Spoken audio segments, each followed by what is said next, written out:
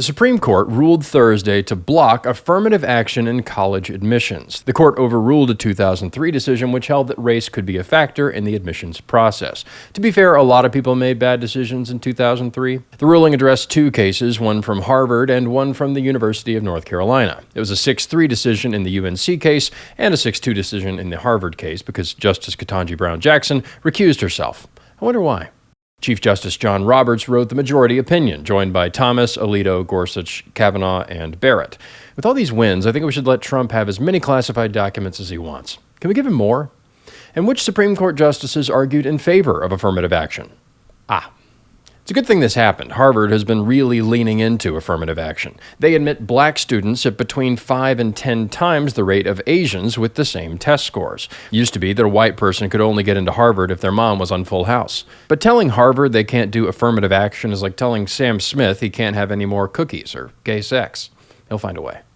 Schools have known for months that this decision was coming, and they've already started to find ways around it. Some are eliminating standardized testing requirements. Columbia eliminated its testing requirement in March. Harvard has suspended its testing requirement through 2026. They know that if they stuck to testing, every college would look like opening time at Tokyo Disneyland. Some colleges are recruiting based on geographic region. Well, I guess this is how the South rises again. They've also considered giving greater weight to students' socioeconomic backgrounds, but a panel at Harvard rejected the idea because it still might let in too many white people. But if it weren't for white guys who went to Harvard, we wouldn't have anesthesia, insulin, or perhaps the greatest of all, The Simpsons. And Harvard is still disappointed that race-neutral alternatives do not yield the same levels of diversity. Just think of all the young black men who will never have the chance to go to Harvard and end up first lady. Just a joke.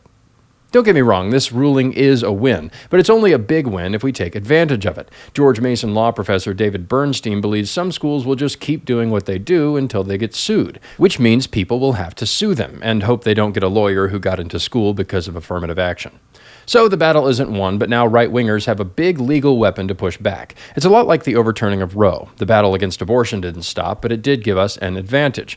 Also, affirmative action isn't the worst thing going on at Harvard. It's basically just a degree mill for the elite. After we win, having a Harvard degree on your wall will be an embarrassment, like having a lifetime pass for BronyCon. But ultimately, this isn't about Harvard, and the left knows this. The Washington Post worries that the ruling puts a target on corporate diversity programs. And I, for one, don't want to see the streets overrun with unemployed DEI directors. One place where diversity still reigns is Hollywood. The big new release this weekend is Indiana Jones 5, and it promises to be just awful. In the film, Indiana Jones is joined by his girl boss goddaughter, Helena. But this movie isn't just about empowering women. It's also about empowering the elderly. Harrison Ford is now 80 years old, the same age as Joe Biden. Do you think we need more Indiana Jones movies, Mr. Former Vice President? Fewer. Not more, fewer. But do you think you'll stick around through the whole movie? Don't go anywhere. This week, my friend Jake McAtee and I decided to watch the previous awful Indiana Jones movie, The Kingdom of the Crystal Skull, and react to it. Neither of us had seen it since it came out in theaters, and we both did our best to go into it with an open mind. This looks, yeah. I'm getting mad.